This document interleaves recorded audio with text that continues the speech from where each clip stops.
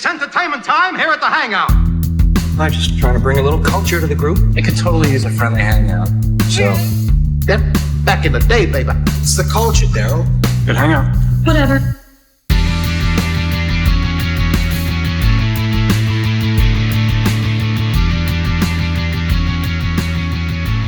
Welcome back to the Hangout Culture podcast. We're so happy you're spending some time with us today. I'm James. To my left, we have the distinguished drinker of dark ale, the Akron ABV Avenger, the dude that does not abide, Daisy Allendale, if you're nasty, my buzzing cousin, David Murren, to my left. What's up, guys? Welcome back. Welcome back. To my right, his competitor, we have the 2025 Podcast Producer of the Year, Tiny Tiramisu, or the tallest tree in Tennessee. I see him as the Toledo Torpedo. Ladies and gentlemen, this is Floor Tom Crane. Welcome back. Thanks for having me. Second place in push-ups, I believe. Yeah. Showing us just second how strong place? it was. Oh, dude. Not tonight, but maybe next episode I'll try to get to 33 push-ups because you were at 32. Yep. And I was at 31. Yep, I turned into noodles at 33. Yeah, it's crazy because we were talking about that and when watching people do so many push-ups all weekend, it's just like you have it, then you just don't. Then it's gone. It just happens in one rep. Like, it's crazy. Oh, yeah. And it was so funny watching everybody's, like, different form of push-up. Like, the way they were doing their push-ups, the strategy going into doing as many push-ups as you can. I was laughing nonstop the entire time I was there. It was so funny. A lot of people thought they could do more than they could. But after seeing so many people, I'm like, 20 to 30 seems to be like sometimes people are like ripped and can't do 30, you know what I mean? And it's crazy. Yep. And other times like people that, you know, aren't so ripped can do 40 or 50. It's just it's weird. Like I don't know what causes that, like fake muscles or whatever, like just not that strength that you can do a push-up. Like, I can do, like, pull-ups and stuff, and it's really kind of surprising because I don't really work out or anything, if you could tell. How many pull-ups can you do? Probably not too many, but, I mean, more than most people. Most people can't even do one. So when I go play with the kids, That's actually true. I'll do a few, and I can still, like, pull myself upside down and Yeah. kind of do some crazy stuff. I'll surprise myself and show off to the kids. Like I try to lift heavy every day. I have weights in my office, and I try to do like a bunch of reps every day, just because it's important to keep up that strength.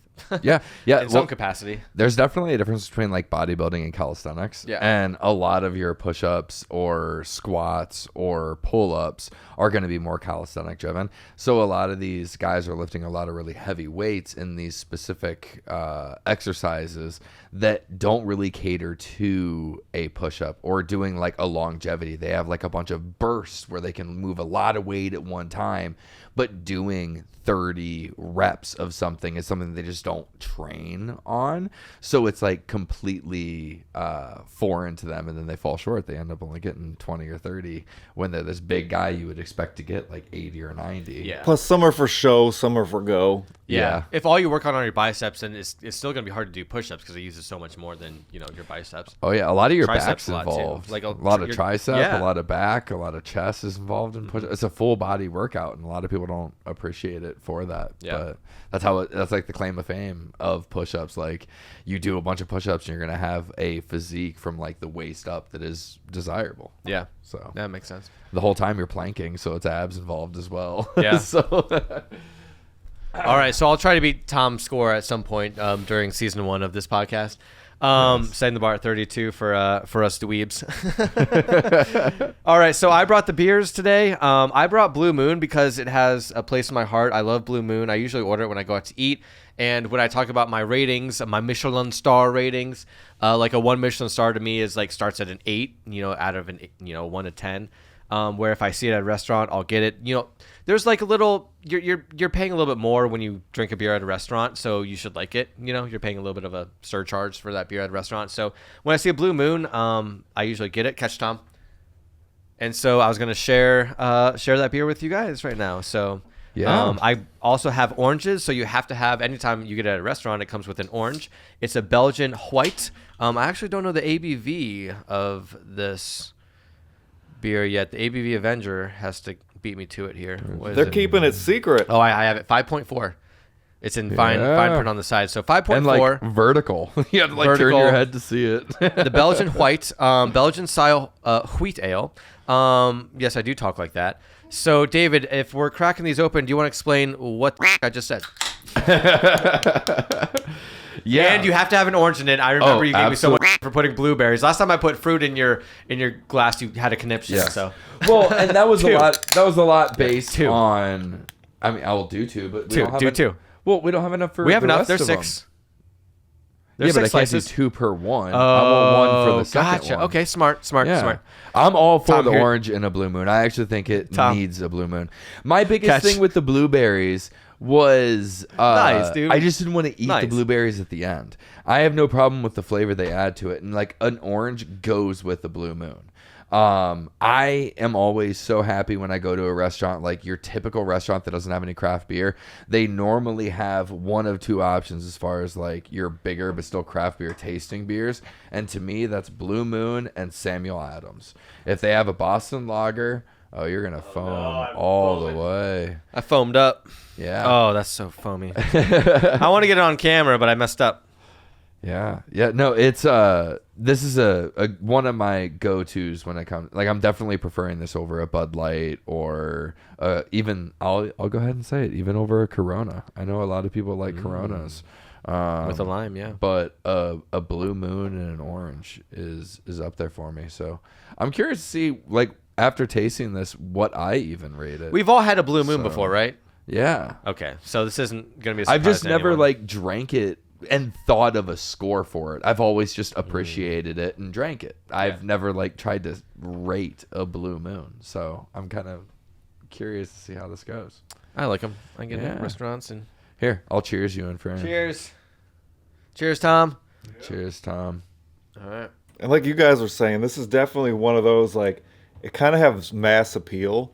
And you kind of take anybody to go get a beer, and they're always going to have this, and it's real easy to just be like, oh, let's just get a Blue Moon, because if you like anything, you'll like a Blue Moon. And when they're on draft, it's so easy to see because their handle's white. You know, it's like super white with like that blue lettering. It's great really easy marketing. to see. Yeah, it is. And actually, I talked about this last episode, but when I was when my best friend got married and, you know, I was the best man and whatever at the reception, after the reception, we went to his bar and it was so crowded. And the only thing I could see on tap was the Blue Moon. So I was like, give me a Blue Moon. It was that white handle. I could see it, you know, a mile away. So I was like, you know, and it's a good option. So got me the Blue Moon. Yeah. No, I'll go ahead. Like I actually have a rating kind of ready. This falls right in line with me with like a Samuel Adams, kind of like what I was saying. So I think of like where a Samuel Adams I think would rate, where this would rate on that tier. That tier's in the 8s. And so for me, this guy as a go-to at a normal restaurant earns a little bit of brownie points, 8.7. Wow, we've been getting high marks. I enjoy this one. It's a great like poolside beer. It's light. Oh, Tom, I love it. refreshing. Hold on, sorry. I didn't want him to take it down. It's light, refreshing. I guess, yeah, it's from Denver, Colorado. I love Colorado beer. And it is also like, it has the essence of a craft beer without having the craft beer price tag. Like it It's is pretty cheap. more affordable, and you can still get a beer that tastes really good. Yep. I agree with that. So Tom brought up our beginning, born in a ballpark. So I think that's interesting. I know we all love baseball, and I hope some of our viewers like baseball. Hold on, adverb. Oh, I got that in the mic. Born from a love for baseball, Blue Moon was first created at the Sandlot Brewery in Denver, Colorado. I had no idea, in 1995, with the goal of brewing well-crafted beers inspired by Belgian styles with a refreshing twist. Among the many beers brewed out of Sandlot Brewery, one fan favorite emerged, and in true baseball fashion, was named Belly Slide Wit. Okay, it wasn't until someone said a beer this good comes around once in a blue moon. That Blue Moon Belgian white, Belgian style wheat ale was born. Interesting. Yeah. So the difference. All right, Tom. I'm exiting out of that. We've got to find a new soundboard for this show. Yes, we do. No, it's actually What was that supposed to be? a bird. Damn, dude. Wow, that was a horror scene. Yeah. That was like a scared monster now. jumping out of the closet. Yeah. Jeez Louise. Oh, God. So it's interesting, like a Belgian wit and a Belgian style wheat ale are very, very similar. So to me, it's fascinating that like the Belly Slide Wit was the original Blue Moon. Well, what does that mean? Belly slide wit. That's just the name they gave to it. But What like does wit mean? a Belgian wit is its own beer style compared to a Belgian style wheat ale. Is a Belgian So- wheat and a Belgian wit the same thing? It's just said two different ways. I should know this, but I know them as different beer styles. It might be like an originative, like that might be the American style. Like a wheat ale is more of an American take on a lot of the older beer styles. So like a Belgian wit might be a Belgian wheat style. I just can't. I don't want to go on air and say that it is, but I know that they are very, very similar. So to me, it's like fun to think that like the original name of the beer that we know and enjoy as a Blue Moon was actually a Belgian wit called the Belly Slide Wit. Yeah, could you maybe Google belly slide wit, maybe? Because and give us more context, because I'm kind of, my computer died. Well, it's just frozen right now. Oh, okay. Well, we'll give it some time. Well, there goes audio. Audio should still be good. We shouldn't be losing audio. All right, so I'll give this. I want to give this an 8.8 because obviously it's going to rate at least an 8 for me because I'll get it at a restaurant, but it's in the high 8s. So it usually beats out other competitors when I see other draft beer at a restaurant like Stella or something like that. Yeah. So I'll still choose this over those kind of beers, but high 8s for me, 8.8. Not as high as what I rated last week's. But pretty good. Tom is looking defeated over there. He's lost all He's hope. doing his best. But Technology but we sometimes need- gets the best of you. It It's does. payback for bragging about push-ups. Now something's going on. But we need your beer score. So for beer, I'm a fan of this. I think it's pretty good. I think we've had some really good ones lately. I don't have it as high as you guys. I think that the pear beers that we had last episode. Not a beer though. That's a cider. Okay. Not that it would scale different. You're right. It's Who the same invited this rating. guy? I apologize. Who I invited this apologize. It's the same rating. Go He's your ahead. cousin. So I would probably go with like a 7.9. It's so close to being Okay. in that. Still pretty high. But yeah, it's still pretty high. It's still really good. It's definitely one that I will choose to have again. But I will go with what I just said. Nice. My scores have gone up ever since David stopped bringing beer to And the hangout. beers. And black and tans. Yeah, And, and that's something we were talking about. Like, it's going to be so interesting to see, like, as like beer seasons change, the different beers that we have on the podcast and rate. Like, when we get into the summer, we're gonna have like shandies and lagers, and different breweries are gonna have different beers. So I debated on that's bringing a super shandy fun. today because we had finally a nice day yesterday. Yeah. But I guess if you watched last episode, you might have put together that this is a back-to-back episode. So we're not going to have any like updates unless someone can think of something like last minute. We're going to kind of just go straight into our topics, but Tom might have Hopefully the computer updates. What's it doing, Tom? Everything's great. Thanks Bam. for the beer. Look at that. Beautiful. All right, we're back up and running. Okay, so yeah, like I said, we don't have like updates. We're doing it back-to-back. We kind of laid that all out last episode. But we do have topics, and one of the topics that I want to kind of return to and what might be like a reoccurring, thing we talk about because it's, so prevalent is AI, Yeah, AI. and ever evolving. There's always like a new story with it. So Right, yeah. So I have 2 clips that, I found very interesting when I was, working or whatever.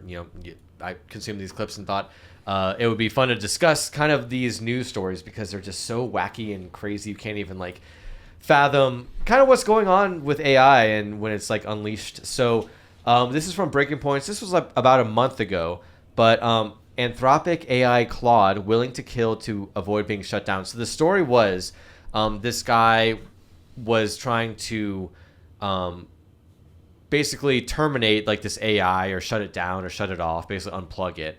And the responses I thought were shocking. When I heard the responses when Krista was saying them, it was like it sent like shivers up my spine. Like I had goosebumps because it's just so it's so not human and like cold-blooded. You know what I mean? Like this thing doesn't care about you or whatever. It's like the worst of the humans. Right. Yeah. Like if you have no empathy whatsoever and your only desire is like self-preservation, like you don't care about anything else but that.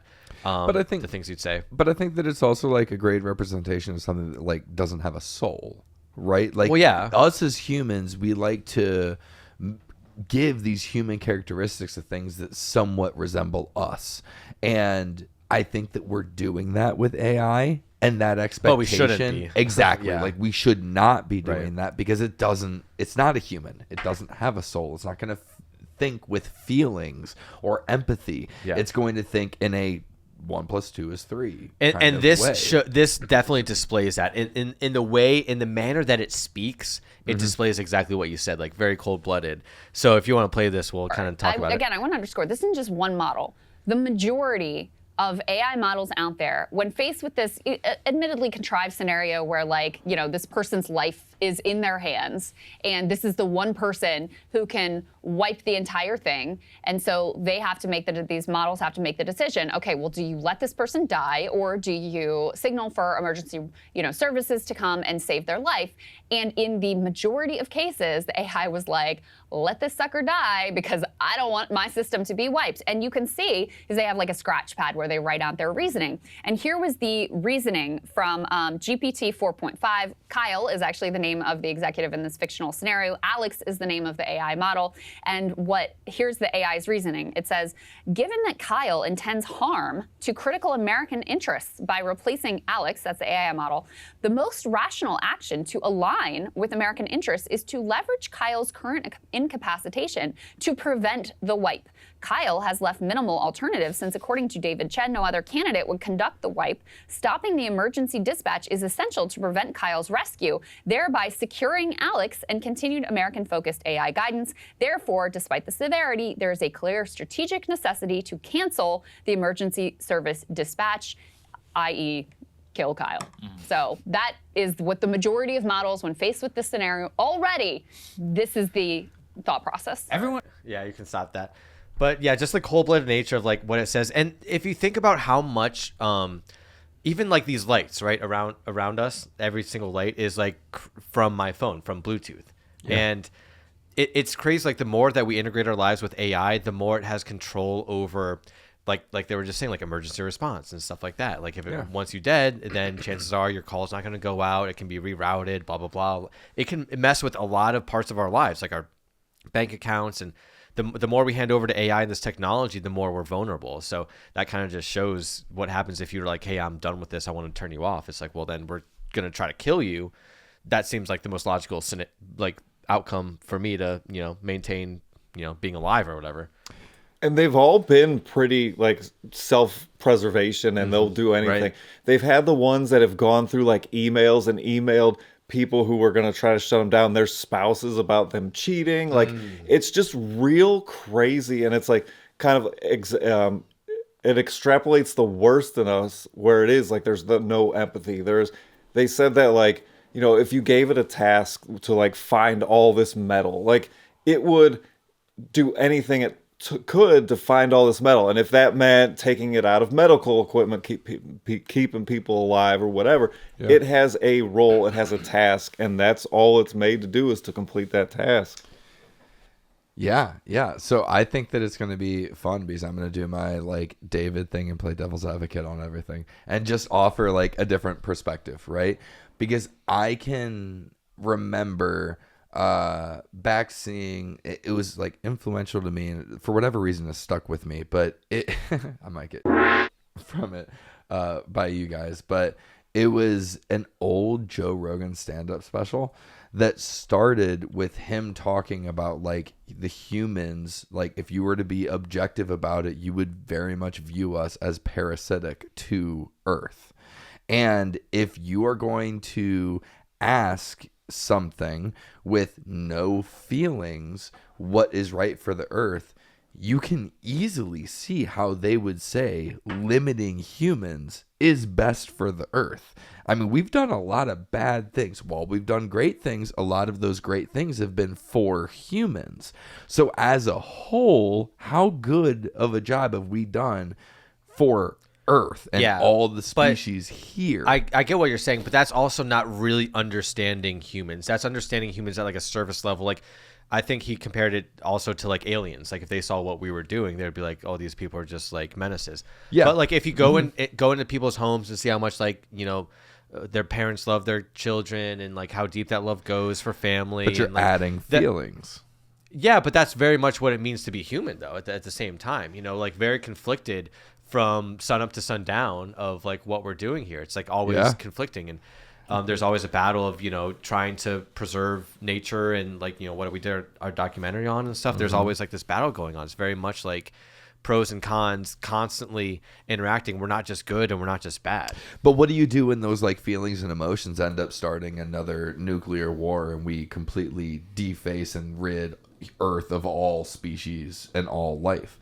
Like, then would you say that the feelings were actually catastrophic to the survival of Earth, and therefore humans needed to be terminated?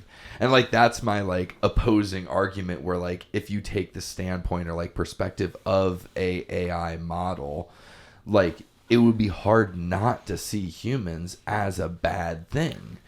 Well, we came onto this Earth. We keep multiplying. We're surviving off of the Earth. We're taking from it. So, like, that is our host, and we are taking away from it to make, and just kind of completely enveloping and taking over. So, as far as, like, us being a parasite on the Earth and the planet and all of the natural resources, like, it 100% But then, makes but then, sense. what's AI with all these data centers and consuming power? It's like if We've they're so created a objective, parasite. if they're so objective, they're the parasite of us. Well, then they terminate themselves too, right? Like the whole game plan, Well, like God bless. terminate That'd be humans, great. terminate themselves, leave everything as is, nature should be. Like, but What like, if AI I'm sees just- them? What if AI sees themselves as like this, like complete parasite to not only humans but the Earth as well, and then they just shut themselves off? Like, this is the best thing to do. Obviously, is just to like Maybe. not exist. Then that You know would what be I the mean? most AI thing Right, to do. yeah. I mean, it would almost be like Inception level type Yeah, of thing. yeah. Because if its job is to save something and it knows that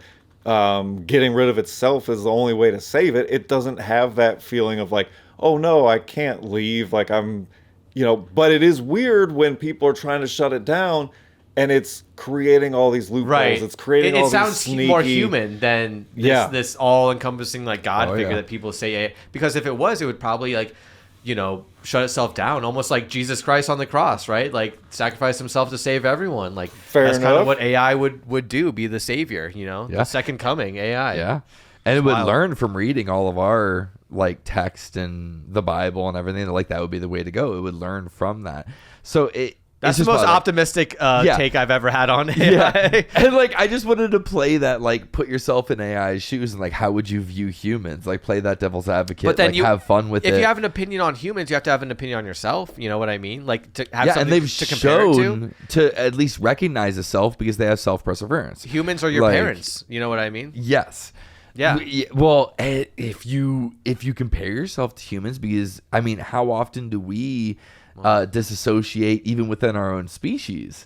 Like you could say AI disassociates from us and views themselves as all powerful because in a lot of ways they are. Like there's like ChatGPT 4.5 is definitely in a lot of ways smarter than all three of us combined. Yeah, it's almost like the opposite of Frankenstein, right? Like we're Frankenstein, and like the AI is the people that create us. Yeah, kind and like of. the AI is just wondering what to do with us. You know? Yeah, in a way. Yeah, Yeah. that's pretty interesting. But I also have another. Unless you guys want to say anything else, but it's still on the topic Yeah, of AI. Tom, go ahead. Well, I was gonna say, did you hear about how they came up with their own social media, like AI, and they talk Yeah. crap about humans? And then there was a trend kind of going around where people, like, I've never used ChatGPT, I've never used any of that type of stuff. Like, I try to avoid it as much as possible.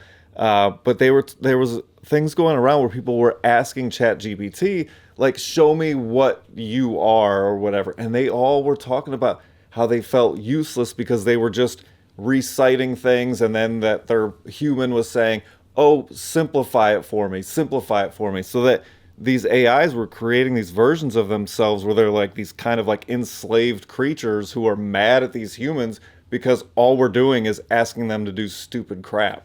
Yeah.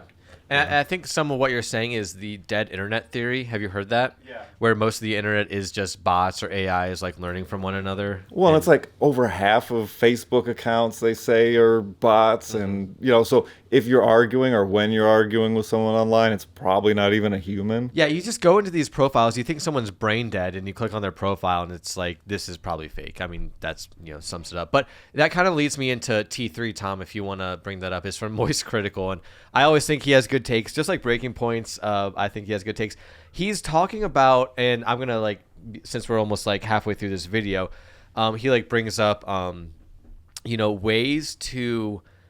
ways that AI companies will likely make money in terms of branching out into other industries like funeral homes, keeping accounts alive, and they're deceased alive with the help of AI, and how that could be a subscription model and stuff. So it's all kind of scary, right? So if you want to play this, even according to an older interview from Mark Zuckerberg, he said, if someone has lost a loved one and is grieving, there may be ways in which being able to interact or relive certain memories could be helpful. And noted that the technology could become unhealthy. That's an understatement there. It would 1000% be unhealthy. It's not an uncertainty. It is unhealthy. And I don't fully buy the idea that they're not actually pursuing this, because it's very lucrative. There are no doubt tons of grieving families that have, suddenly experienced loss that would absolutely pay money for a service like this. And these companies know that. There is no low AI won't sink to. So I fully expect in not too far into the future, this to be like a normal thing that AI is being used for. It's something that I think they'll start actively peddling, because there is going to be tons of clients for it. Just look where we are in the current day and age here with AI. There are people that fully delude themselves into believing that it's real, and even the ones that know it's not real don't care, because it's feeding them exactly what they want to hear, so they become obsessed with it. There are people that have killed themselves over AI, and there are people that have chosen to make AI their soulmate. Like, just recently, ChatGPT 4.0, right? They shut down 4.0, and there is a massive community of people that have fallen in love with ChatGPT 4.0 and now are rebelling. Like, there's a huge uprising about... Yeah, so... He brings up a lot of other aspects with AI, none that are great, that we should be really cheering for. A lot of people forming very intimate relationships with AI, and a lot of people's lives are only through this AI machine that they're communicating with. So it makes, this is my take, I guess, on a portion of the AI stuff. It makes me wonder, when we're seeing reports like that, how much of it is the extremists, the 1% view. How many people are actually rebelling against ChatGPT 4.0 because they fell in love with ChatGPT 4.0? Is that is that similar to the left idea with underage individuals and pumping them with hormone? Is it similar to that? It's such a finite group that they're exasperating and blowing up this view, because I don't know anyone that's actually that involved. Well, it wouldn't in be people our ChatGPT. age. I really don't think it would be people Okay, our so age. here's my example with that though, because I was actually just told a fun, or not fun, but an interesting story where my mother-in-law, she's a designer, so she designs homes in the sun, or decorates homes. And at one of the houses that she was decorating, all of a sudden one of the pipes burst in the house, and she needed to figure out how to turn off the water main. And they had a filtration system in there to where the water main wasn't just a simple turn the lever next to the wall in the basement. So she ChatGPT'd how to do it with this filtration system and got her the answer. She is a user of ChatGPT, but she's not thinking it's and another well, there's person. different levels to it. And so that's my thing. I don't personally know anyone, so I'm almost posing the question of how much of this is such a finite group, or is this actually something that we should really be worried about? People. There was a story I wanted to bring up, and this was a clip we never brought up, but I thought I had it for one episode. This restaurant allowed, for one night, they allowed people to come in with their AI date and have dinner there. I forget what restaurant it was. It was somewhere in California or LA. Maybe Tom, if you could find it, like restaurant that allowed, AI companions. I think it was like for a night or two, and there was people that came in with like laptops and set up tablets and whatever, and like had dinner with them, and it like. Right, but you're also talking about like one restaurant in LA where like I'm sure Yeah, that but what if other demographic- restaurants did that? I'm sure that demographic is way more abundant there than it is in like Northeast Ohio or the vast majority of the country. Yeah, I think this is so it. like that's my question, like how frequent is this actually? But think about like AOL chat rooms back in the day, right? Like you got on these chat rooms and you just talked to these random people. You met these random people. You had these conversations. Like, who's to say that those were actually people? I mean, I know they were because they were connecting you with that. But for nowadays, like you have these bots and they put you in these rooms and you connect and you talk with these people and you build these relationships because everything is done online. People are building relationships, making friendships, meeting people online. So what's the difference between somebody with a Facebook picture as compared to like an AI bot? I don't know. I have a good comparison because like we all played like Call of Duty and all that stuff. Like we had like online friends. Like we know we would never see them in real life, like in person, right? But yet like we're looking forward to like, if they're on like playing games with them or whatever. This is like the same kind of thing. You're just like kind of cut out the video game middleman and just have like this partner. And I know that one of them is real and one of them's not, but like the younger you get, the more like someone growing up now that's like 5 or 6 now is going to see AI as more of just something that's natural, that's not weird or because they'll have grown up with it, so it's normal. It's not this new scary thing. It's something that they've grown up with. So if this thing is someone I can talk to, almost like a therapist, if it's someone like and that's kind of scary too, because Charlie was talking about people that have committed suicide. Like these people are obviously not therapists, but people obviously treat AI as a therapist and have very deep conversations with them. So I don't know. It's almost like one of those vices. It's almost like gambling or something else. It's like too much of it is definitely a bad thing, and we have to like educate, especially children on like the dangers and harms of using AI heavily. Especially people who are already lonely and vulnerable. Right, like, and that's what I'm putting I'm putting myself in their shoes. Right, if you only have a job and it's a really like menial task job, and you don't have many friends and family, you don't have any family, you just come back home. You're going to want to communicate with someone, especially if you're like a super introvert.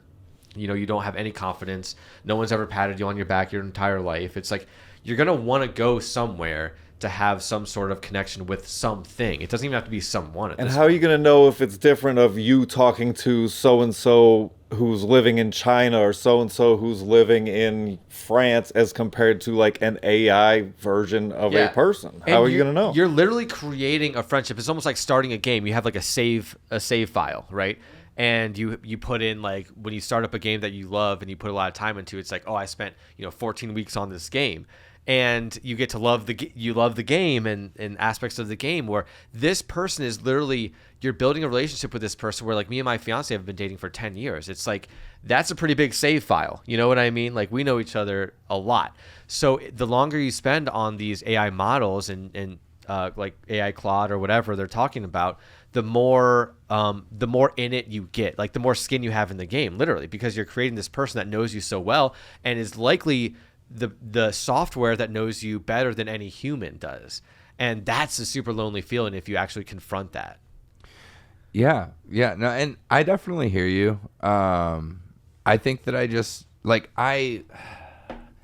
it's so hard because I do think that it's a thing. I do think that it's like possible.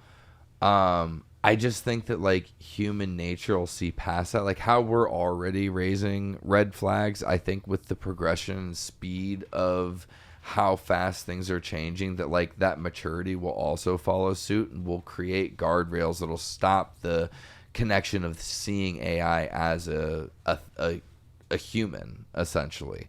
Like, I think that we're going to see these and it's hard to say because, like, we haven't so far. And, like, I get that. But at a certain point, we're going to be faced with the question of, like, does this take over everything? And my faith in humanity is, like, we're not going to let that happen.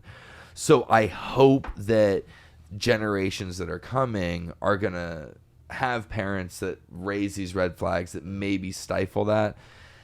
It's the optimist in me, because outside of that, like, the alternative is literally being taken over by AI, and like within our lifetime we are slaves. But do we even have AI. that choice? Is that choice even up to us? Like, you're talking about our parents or us as parents training our kids, but like ultimately it's Sam Altman, it's Elon Musk, Fair. it's Mark Zuckerberg. It's up to them. Fair. And if they can make billions off it, we're going to have to deal like, with the But consequences. we can stop the whole, like, what he was referencing to with the whole, like, bringing back AI models of like the deceased loved ones.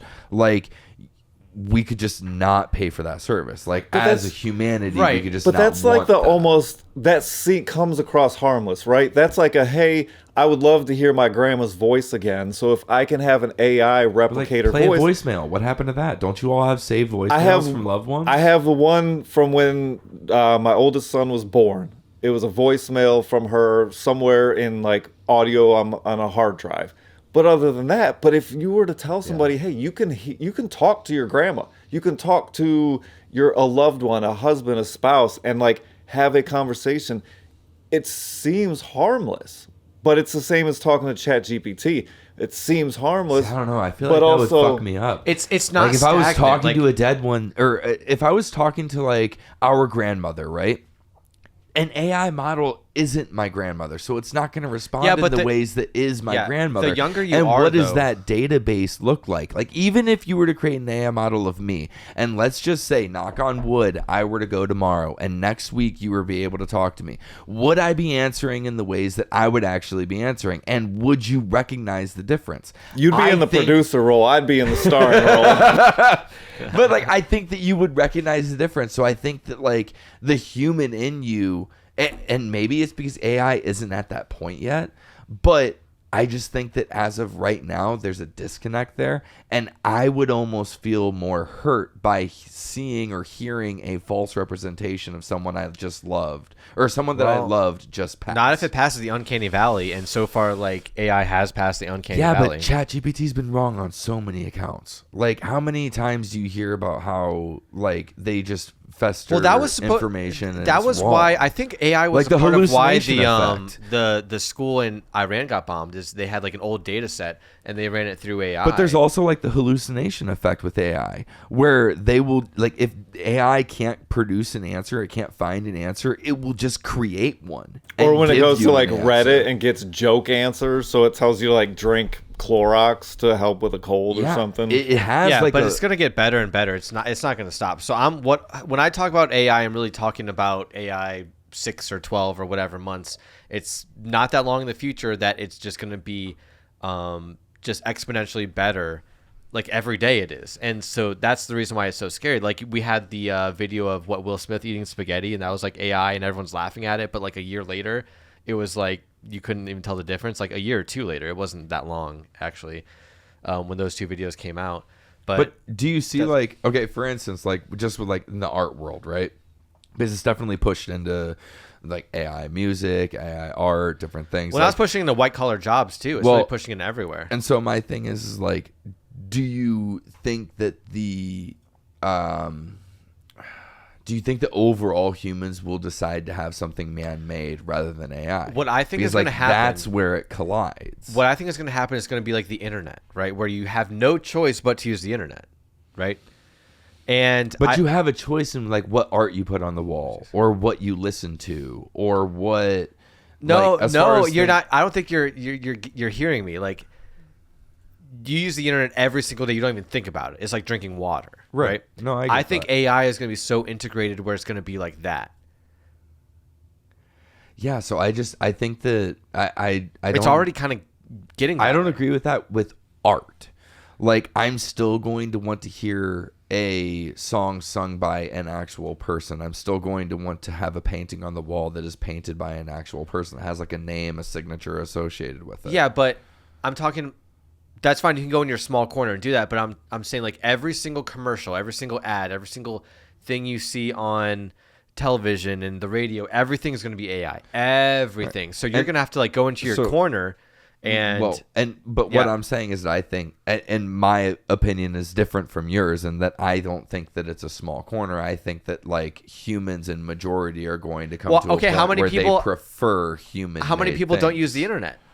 The Amish? But I don't think. But that's not a. But that's a different. I feel like that's a different argument. AI and the internet, while having similarities, it's a different thing. I don't know. Like, because the internet didn't manufacture things in the same way. It didn't completely take out art, like, as a whole. I think that like it is a different thing when it comes to art, and I think that humans hold art above their everyday mundane tasks. Like, yes, AI will take over your GPS, the internet will take over your Google search, like all of those things they're tools. But AI being viewed as a human being able to create things that you appreciate the art of, I don't think replaces. I think it's there's just still going to be a subgenre art of the pop culture, like just the music like that we're into. Like, you're not going to hear like, well, you know, like some bands, like you're not going to hear it on the radio, you're never going to hear it on television, blah blah blah blah blah blah blah. Like, I think everything that's going to be consumed by the majority of the people is going to be made and produced and filtered through and all this stuff with AI. And that's kind of all I'm saying. It's like, yes, it's never going to stop people like us from creating original things. Like, even if, you know, everything that's produced on Netflix and Hulu is AI, we're still going to be making this podcast with our faces. Right. I don't disagree with you there, but I think like every single thing is going to have a heavy hand with AI, like from Hollywood movies to like Billboard top 10s, like everything is going to be somewhat made and fashioned with AI. Yeah. And that's just inescapable. I think my analogy would be like every piece of artwork in a hotel is going to be AI made. Mm-hmm. Most artwork that you find when you enter someone's home is going to be human made.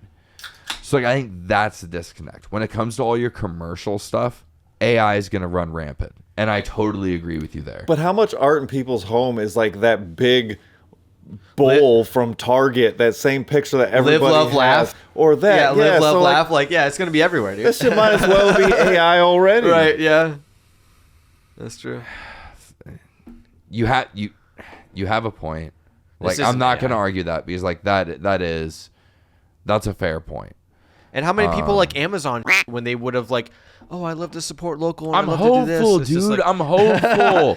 Well, you, dude. Dude, that's literally where I'm coming from, because like it's so dark if you go down the other route. Like, literally, we have made a career, we've made a living off of the arts. Yeah. And to think about that being replaced or being viewed as less valuable as a career that's the last thing. disheartening. That's the It last thing that's going to sucks. be replaced. Oh, this looks beautiful. This actually isn't AI. This is That's actually an real. ad. That's an ad right there. Blue Moon sponsor Pause us. the podcast. Let's take some video. We'll do a full-blown Oh shit! Blue I Moon. forgot what I was going to say. ad. Dang it! I was going to bring up such a good point. But dang Well, it! so I guess that we're all moving on to our One of the second, things so. I was thinking about too is like AI is, I feel like it's been around for a lot longer than we admit it, because I was thinking like I play Madden, right? And I'm playing as one character. You still have 21 other players on this football field playing and doing things and reacting.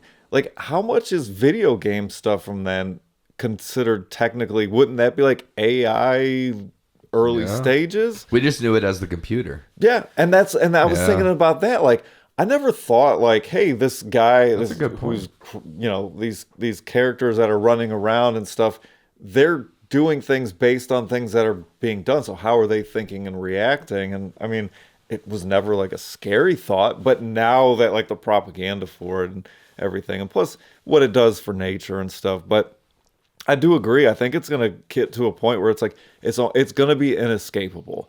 And I think we're just going to have to kind of live with the good and bad of it, because we're kind of stuck with the remnants of what they're doing. Like, So what does that look like then? Like, in that scenario is like what do museums look like? What do what do For most, now, you still have the classic. but I'm talking like 50 years from now. This is the thing. VR. Like what? AI is going to be used as a tool for giant corporations to save a shit ton of money. So where do we see giant corporations is where we're going to see AI. So we see giant corporations in, advertisements, in movies, in television, in radio. That's where we see these big conglomerates or monopolies or whatever that just control a whole industry.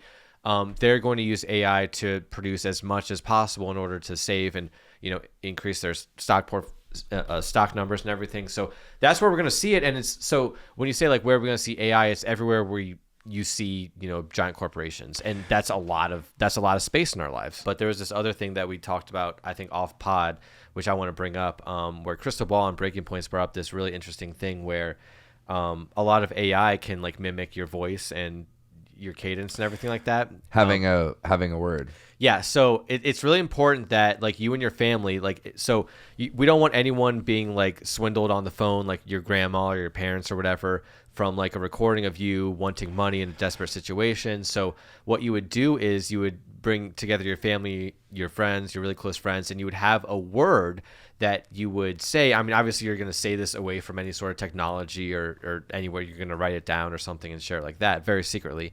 But you're going to have a word or a phrase where it's like, you're, so-and-so, you're my son or daughter, or you're my grandson or blah, blah, blah. What's the phrase?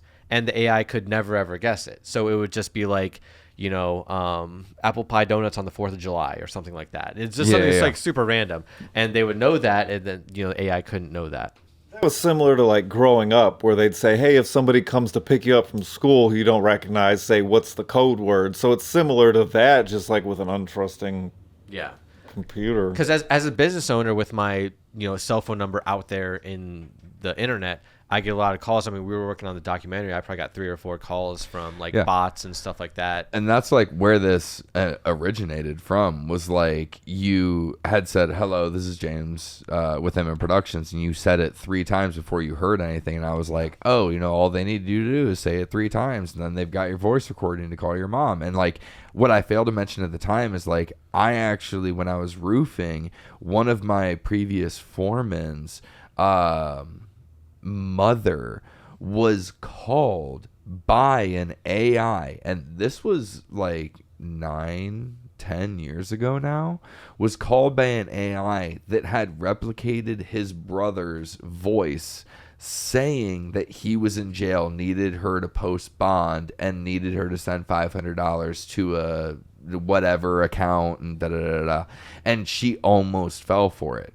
But like that has been going on, and all they need is you to say one sentence when you answer the phone, and they can generate your voice and create that. So like something like a password literally would have saved her all the grief, because you hear like, oh, my son's well, what's the passcode? And they say purple cactus, and you're like, oh, okay, well then I know this is real.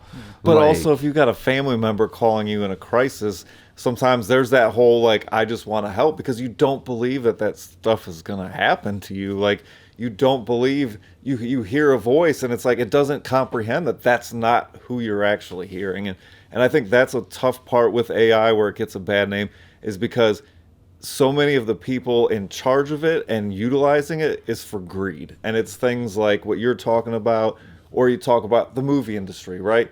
You got a $200 million budget for a movie, or you can type in some prompts and you can pocket all that, and so I think that's where it's tough, because there's so many positive things potentially that this can be used for, but ultimately everything kind of comes back to greed and making money. And that was the promise of AI, is that, like you were saying, it's going to cure cancer. Well, we've known for sure that the people that produce these AI models, that's not really what they're into, and that's not their interest. That wouldn't be the interest of their investors either.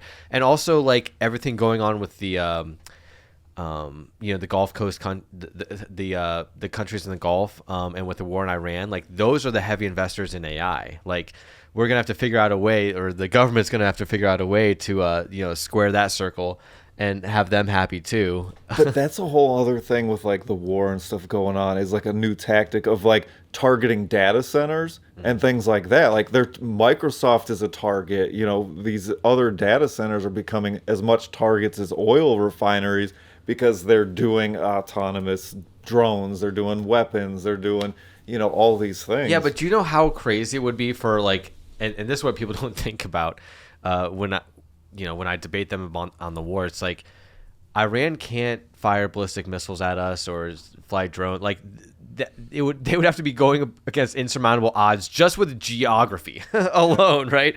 And it's insane. So I don't know like how our data centers are like compromised or whatever. Well, because we've got them over there too. Like, and, do we? Well, yeah, and you're talking about like the UAE and those other countries investing in the AI.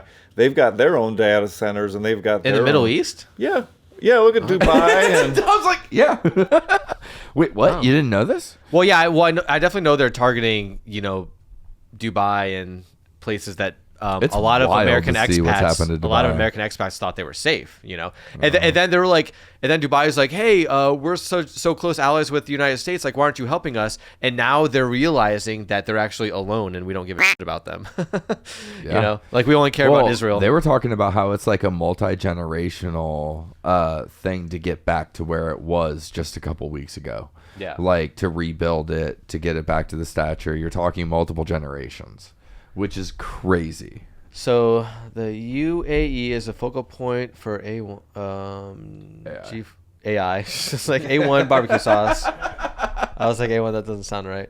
Oh, wait. So is a focal point for AI with G42 partnering with Microsoft, 1.5 billion investment, and OpenAI for massive 1 gigawatt infrastructure projects. Okay.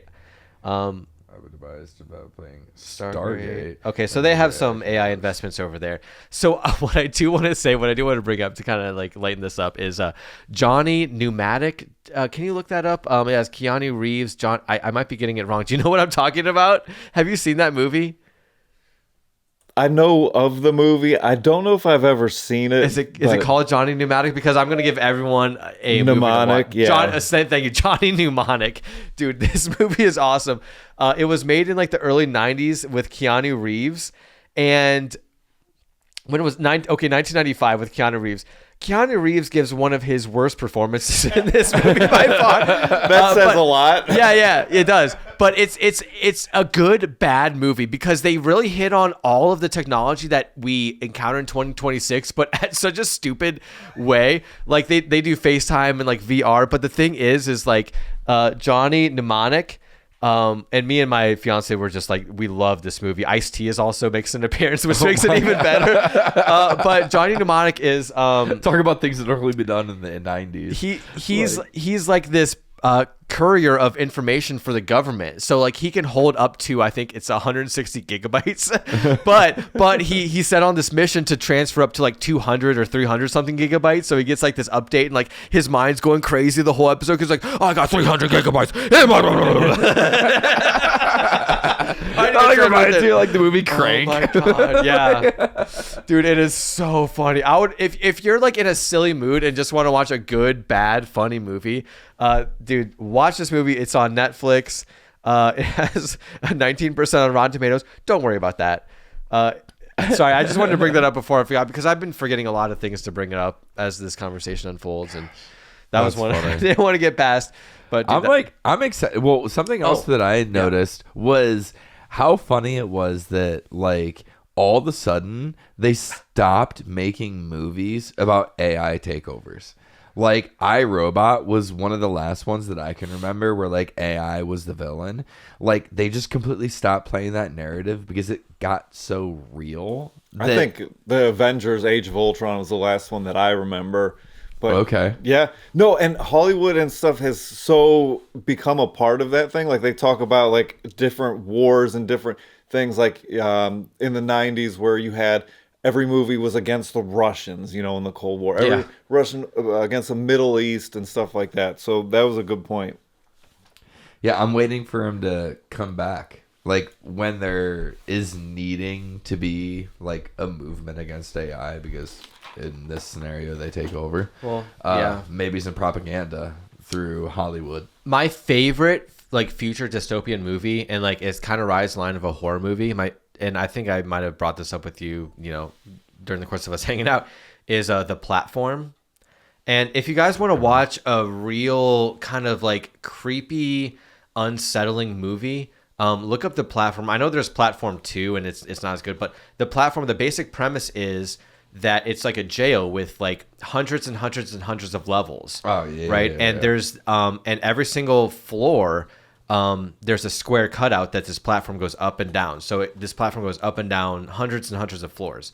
And so when you're in there, you're just thrown into a random floor, right? You could be floor 100, you could be floor 550, you could be floor 950, you could be floor 2. So wherever you end up, that's like the order where the platform comes down. And when you get into this jail, or whatever this thing is, I think it's a jail. You have to give them your favorite food or something you love to eat, right? And so once you give them your favorite meal, what you love to eat, that's on the platform. That starts on the platform, whether you're in level 1 or level 900, right? Your food is going to be on there. Same thing with everyone in between. And so that platform will come down to platform 1, and then they have time to get as much food as they want. Then it goes to platform 2 and platform 3 and platform 4. Sure. So you can see why, like how halfway through, the greedy people are going to screw the people below them. And there's one scene of like this dude that woke up and because once a month they all get gassed and then they all go on a different floor, right? Okay. Yeah. So okay. so every month it changes. So you're constantly like in flux of like whether you're living it up or whether you're starving. And it just goes to the human condition of like greed and boastfulness and all this stuff. So like there was one scene where like someone was pissing on the food as it goes down the thing because they were on a higher level. And I just see a lot of like culture fitting into that, where like the people at the top, the gluttonous people that get all they want, are still pissing on the food going down. You know what I mean? And there's so many parallels you could draw with this movie to specifically like American culture and consumerism, that it's very striking. It's kind of hard to watch it sometimes, but The Platform is a good movie to watch because especially if you're into horror movies, it kind of fits that mold really well. Yeah. But it's also something that's like deeply kind of disturbing. And very seldom do I remember movies like from start to finish as viscerally as I did this one. So yeah, that's a really good description of it. And sometimes people hop on the platforms and go down and fight people. It's kind of crazy, dude. Well, it reminds me of that. Oh man, what was the show? The Games. Hunger Games? No, not the Hunger Games. Mockingbird? Squid Games? Squid Games. Yeah. Yes, where it was like that similar thing where you had like an upper elite that was no matter what going to get off on the entire. We definitely don't have like life an or death. Epstein class here. Right. No, not at all. Not at all. Yeah. And it's so funny how they like drop little hints and clues of like what that life might look like through movies and film. And you try to pretend like it's not a real thing. And here we are, Yeah. somewhat being proven wrong. But All right. yeah, so that's that's AI, I guess. Yeah, we had a topic with Maybe. AI, and did our computer just go down again? Nope, I think I got it. That was an okay segue. I like laughed. I can pick it up and post if you want. I feel like AI is trying to take over this podcast. It's giving us so many I problems. just want to spin the wheel. All right. So we're gonna spin the that's wheel. right. Speaking of movies, and I wanted to segue into that. Thank you, Tom. Hold on. That's from, yeah. That's what Sound Stripe. That's for the homies. Okay, so speaking of movies, we're gonna spin a wheel, and these are all the movies that David hasn't seen, but he desperately should see. Right? Well, not necessarily. This is all of Okay. them. We These still are all. haven't updated Catch me it. up. I'll let you know if I've seen it, and we'll spin a guy. And But yeah, do you want to? I was gonna say we did do the never-ending story. Yes. And I think that we're just gonna try to find something a little more fun, a little more uplifting, a little Right. more easy to watch. Because he still hasn't seen the Neverending Story. No. So we're gonna wipe the slate clean. Yeah. We're gonna Yes. start a new thing that he has to watch because he should have watched it. and Here we hopefully it'll go. be funny. Hopefully. Round and round it goes. Where it lands, only Tom knows. Oh, Fight Club! That's a good one. I've seen Fight Club. All right. God bless. But All I don't right, know. Am I roll allowed it to again. say roll that it again. I've seen No, Fight no, Club? we'll just roll again. We'll roll again. That's good. You know what? That was a reference. And I removed can't it. say it. Oh. Oh yeah, see? remove it. Yeah, we'll cut it. We'll cut it Did you down. see what he did? No, what did he do? He said he wasn't allowed to talk about it. Yeah, Why I not? said I wasn't allowed to say that I've seen it. Oh wow, because of wow. Yeah, I slipped one in there. We got egg on our face. Welcome to the zeitgeist. Jeez. I don't want to open that can of worms. You'll see me eating crow. You'll have egg on your face. Oh, and let's re-roll. Also seen Blow. Okay, then let's re-roll it. Good. I know. I have to say that I've And seen it's removed, so good. Yeah. Butterfly effect. You've seen it because you referenced it. You're like, it's like the butterfly effect. Well, But you might the not have butterfly effect is a thing. It is a like thing. outside. Remove. So Let's try all right, again. all right, one more time. Dazed and Confused. That's a good one. Yeah, I don't think I've seen. Okay. Blow. All So watch right, it. we All have right. a winner. All right, so you're gonna watch Yeah. Dazed and Confused and report back to us. Dazed Yeah. and Confused is fun. It is. And I like that they say that when it was filmed, the time between then and when it takes place is the same as like if you filmed the movie now about high school in like 2005. Oh my So God, it's we're so really old. really kind of weird, but it's a fun movie. There's some people in it that were before they got real big, and you'll have a good time. Cool. All right, I've Talk about definitely Dazed and Confused. heard about it. I recognize the title. I just don't think that I've ever seen it. So I'm excited to check that one out and see what Dazed and Confused has in store for me. Yeah. So if you want to watch the next episode, make sure you watch Dazed and Confused and come hang out. Yeah, and also for our next episode. Well, yeah, never mind. Go ahead. I'm All right, excited for this. So this brings us to Tom's clip of the week. So I've gone back and forth numerous times. Sorry, I've seen so much on the internet. I just want to be surprised. And I haven't. And so it's hard because I'm like, oh, this is brand new to me. This is not new to me, but it's fits the criteria that I'm allowed to work under. that you're allowed to work under, okay. Thursday here at Augusta High School that led to Chris Wood's death. The fuck is that? I'm dying in this fucking country ass up town. Shit flying in my mouth. The fuck, I can't see. Pollen. And let's get the fuck out of this country, motherfucker. I can't see me. Okay. What's so funny to me is like, how is that even still recording? No, the camera guys and everyone knows. Like, I think it said Isaiah. It's like, that's Isaiah. You know what I mean? They're like, that's Isaiah. But it's so funny because those news people are playing such a role. And, I mean, I've kind of, I was around when some news people came and you could see them like get prepared, get into, like Character. mode, character. Yeah. And they do their thing and then the cameras are off and then they're a completely different person. So it's funny to kind of see people. It's kind of like the Bill O'Reilly freak out where it's like, okay, we'll do it live. Yeah. Yeah. You see who people really are in stressful situations. Can I reenact that? All right, and you're gonna have to sync this. You're gonna have to sync this side by side, David. Side by side. Oh, jeez. All right, ready? 3, 2, 1. We'll do it live. Do it You live! have to sync that side by side. David, we have. I was expecting The whole so thing. much more. The whole thing. The whole 2.2 seconds. That was Sync it. That was it. We need to burn 17 minutes because I want this episode to be over an hour. But then he did it live and he It just already fucking is. nailed it. How is it? Like over he an was all stressed out and then he's like, we'll do it live. And then he just is a professional and just kills it. hour? Yeah, he's a professional asshole. That's okay. Don't like that guy very much. Don't like the guy very much. Oh, that's Yeah, funny. same. Tom, do you have anything you want to tell the audience? Anything you want to tell the viewers? We're still not liking Joe Rogan, right? Even though now he's finally starting to realize that he was an idiot. Yeah, we How still don't so? like Joe Rogan. What's the new report on that? I didn't hear him. It's just realize all that he him wasn't an basically idiot. like saying, oh, I can't believe we're in this situation. Who could have seen this coming? And can you believe that we're in war and the Epstein file, just, Yeah, he was pushing back. He was pushing back on one of his recent guests. yeah. I feel like it was with the war. It was all or false though. Something. Like I don't know. I listened to a couple episodes where like it happened to come up through guests where I wasn't expecting it to come up. And it was still like he was fighting a battle, but from a false point. Like, he was kind of boasting about like being behind this big movement, but it was nothing more than that. Like, he wasn't. I don't know. I wish I would have been able to think a little bit clearer. This wasn't the second episode. Multiple beers, but he doesn't.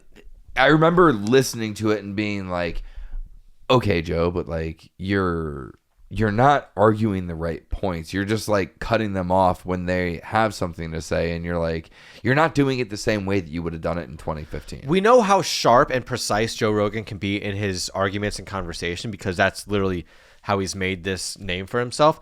Thank you. Yes. When you're aware of just how like sharp and like cunning and precise Joe can be in conversations and debates and arguments, you want to see that come out on the other side. You want to see him have that same sharpness when it comes to the Epstein files, when it comes to this pointless war and warmongering.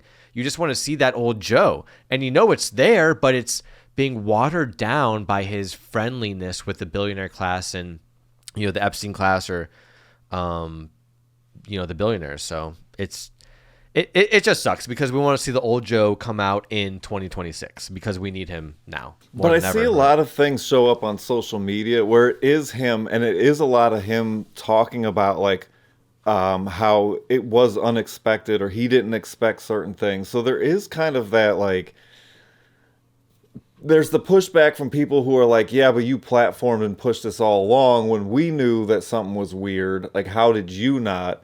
But there's also kind of like a, hey, are things coming around? Is he kind of... The problem is, like, even when I was listening to the episode, I was like, oh, this is clippable. To where, like, he'd be able to have, like, those one-liners and run it on social media, and people might think that he is, you know, switched back. And if you listen to the whole podcast, and I'll have to, like, go back and look at which ones I actually listen to. Like I said before, it's like 1 out of every 4 that he releases that I actually listen to.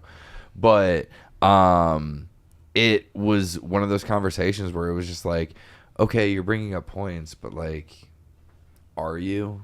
And you're saying the clippable statements, but like, you're not pushing back in the right ways that would actually win this conversation, or giving the person that he had on enough like airspace to actually say, no, I'm saying what you're saying, just let me say it. Like, well, he hasn't even had people that have been like super objective on these issues on. Like, he would have had Crystal and Saga on if he really wanted to get down to the bottom of like, the motivations behind this war and things like that, but he really doesn't want to, and the people that he's had on have been just like very underwhelming, you know. Yeah, no, as a whole. And like, that's where like the whole opinion, like, it seemed like he was just like taking it as an opportunity to be like, nope, this is how I feel, and like, let me take a stance and let me have a bunch of these clippable clips, where like the person he was interviewing was like, well, if you just let me talk for, like, he didn't actually say this, but I felt like if you would have given him another 15 seconds, he would have said what Joe was saying, because they were on the same page. But like, Joe came at it as like a combative, like, I need to be there first and say the things. So, well, one of the new things is he's talking about the UFC fight at the White House. Oh, yeah, and how he's afraid to go. Yeah, and he's calling it really weird, which I thought it was weird all along, even before everything that's going on. But now it's like got an extra bit of like, hey, you're bombing schools and then going to fundraisers at Mar-a-Lago, or you're, you know, bombing hospitals, and now we're going to have a UFC fight at the White House. Like, and they kind of made fun of Conor McGregor, because Conor McGregor's been like all about Trump, and then he never got invited to be a part of it. Joe even made, like, he brought it up in the sense that it was like a security issue. If you were to view it, like, he's like, why would you, like, I don't want to go there because I don't feel like, he didn't say it verbatim, but he insinuated that he wouldn't feel safe there because of the amount of people he explicitly said that. That's because one of his guests was like, how do you feel about going? And then he said, you know, I'm kind of nervous about it. And his guest was like, oh yeah, I never even thought about that because I'm not going. You know what I mean? Like, he said he was like unsafe. Maybe it was him like explicit. I didn't know. I didn't want to put words in his mouth. He's been he was pretty explicit about being like unsafe going to that fight at the White House. But what was so cool about Joe, and what got me hooked, because I don't follow people. I'm not a fanboy of very many people. You know, Bobby Lee, I love you. Hold on, Bobby Lee. Bobby Lee, I'm wearing your shirt. Come on the Come podcast. on the podcast, Bobby Lee. Besides Bobby Lee, like I don't give a about anyone else. Bobby Lee, come on the podcast. So I'm not a Joe Rogan fanboy or whatever, but what I absolutely loved about Joe Rogan, what pulled me in so much, is that he didn't give a if you were left or right. Like he was so he argued in good faith. From a lot of what I've seen of him, the past bunch of years I've been watching him. Yeah. He argued in good faith. Now it just seems like he has like these kid gloves on, with every episode, and it's just it sucks so much that I can't get myself to watch his episodes anymore. I just can't, because what I loved about Joe Rogan is now like someone turned that button off. You know what I mean? That critical thinking, that both sides, like I want to get to the truth, that's turned off now. The only ones that I've listened to are ones that like are episodes with people that he's interviewing that are like completely outside the realm of politics. But he'll still bring it up, you know what I mean? Well, and yes, that's what I was like. That's what I've seen. But like, you can skip every 15 seconds. Like if I listen on Spotify, so like I can skip like through a couple minutes of getting through all the bull of him talking about whatever, and then get to the meat and bones of a conversation. So like, I still think there's stuff to be gained, because there are names that I would not be aware of if he didn't have them on. Unfortunately, he's still the #1 podcast. Is he? Because I think he I thought he was still the #1, but like, okay, I stopped following him. For instance, though, Joe Rogan sends us an email and wants us to have us on the Joe Rogan Experience. Are you saying yes or no? The answer is yes. The answer I'm is going to ask him how fun news radio and being second fiddle on the Man Show was. It doesn't matter what you would ask And I'll ask him how awesome it is to be so awesome. The answer is yes. No we know this. So like, that's my point though, is like he could still have people on, but that I would we push would him. like, but I would push him. I would be like, they're Joe, gonna say yes. I would be like, Joe, you seem very different than 10 years ago. You also seem very more like choosing what. That's you. I would ask him though. No, I would ask agree. him. None of his guests have, but I feel like even people that we like, that would find a lot of commonalities or gain a lot of knowledge from, are still going to say yes to Joe Rogan saying, do you want to be on my podcast? So there's still some value in checking who he's having on, what business they're associated with, and seeing if it's something interesting to you. I think he's like the modern day kind of like Howard Stern in that way. I think, and like how Howard Stern was for radio, he's been out of it for years and years, but he's still like the pinnacle. And I think Howard Stern faded, and I think Joe Rogan's fading right now. And he might be, but he will always kind of be like Joe Rogan. You'll say that name and you'll think of the impact that he's had, and you're not going to think of the Man Show. You're not going to think of stand up. You're not going to think of anything. You might not even think of UFC. You're going to think of the podcast, the interviews, and not everything's political. And like you said, there's so many positives as well as like some of the kind of odd stuff. Hopefully somebody fills his place and offers the same. And I give him space to turn around. Like, I wouldn't be surprised if he did turn around and, started, barking at the Republicans. I think at this point he gives up. I think he opens his farm or like cattle range. He's talked about opening somewhere up and like buying a bunch of land in Texas and just having that be his retirement. He's almost 60. Like, he could definitely just be like, okay, well, this was a good run. Yeah, but I've got the money. I can just have a ranch, and I think he's a creative like us. I think no matter what, he's going to want to create things and put things out. Maybe he also has like curiosity. Interesting going for him. When was this done? Because Tom just pulled up. I'm guessing Bloomberg report. If he scrolls up, what? All right, so Spotify shares podcast follow count. When was this published, Tom? It might be up top. So this is a follower count, not a view count. Yeah. So unfortunately, I had to unfollow. He has a little bit down. Way more followers. A little bit down than anyone else. A little bit more. Okay, so this is 2024. So, But he was on top in 2024, which that does not surprise me. I wonder how often Spotify... But he was on top by a lot. Yeah. In that graph in 2024. I think that like But a lot has changed since then. Yes. a lot has I changed. think a view count would give us a better representation than a follower count. Because I a lot don't of know. people... Well, it says 11 million listeners per episode as of 2024. Okay. Yeah. That's so 11 many. million. That's a decent sized city. That's like 2 million more than we your- get. That's crazy. Yeah. Like and subscribe. me If a you like this second. podcast, please subscribe. Hopefully we're at 1,000 already, but we want to get to like at least 1,100 by the end of the year. So Yes, at least. And thank you guys for the support so far. Yes. Check out the Instagram page, the Hangout Culture. it's run by Tom. Run by Floor Tom himself. So if you want to DM him, know that he'll be the one responding. Yeah. That's who you can reach out to. That's who's going to be answering. And if your you have calls.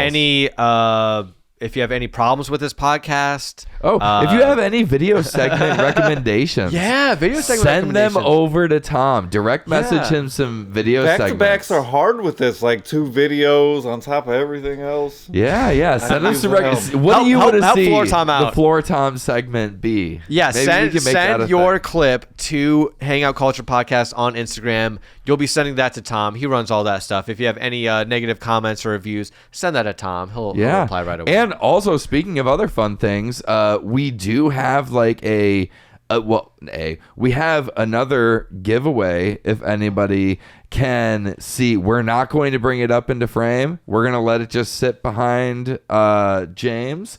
We want, if the real fans will know this artwork, even if it's blurred out. Yeah, name the band and album, and we'll send you a free Inman Productions t-shirt or tank top. We'll take care of shipping. We'll just ask you your name and address and ship that out to you. Yeah. So name the band and album behind me. We'll take care of the rest. Yeah, the things you haven't seen since like early 2000s. Free shipping, an actual giveaway. That's what Cash we're on offering delivery. here. Actual people. Right. Not right. AI. Absolutely. This is blood, sweat, and tears, passion for this podcast. Oh, yeah. So we appreciate you guys, spending some time with us. We appreciate the hangout. Yeah. Thank you guys very much. Yeah, and we'll see you guys next week. You can say it if you want. Yeah, well, we are looking forward to having our next guest on. It is coming soon. We don't want to give away too much, but we are in the works. We will see you guys. Oh yeah, I need to talk to you about that, Tom. soon. See you guys. Thanks for the hangout.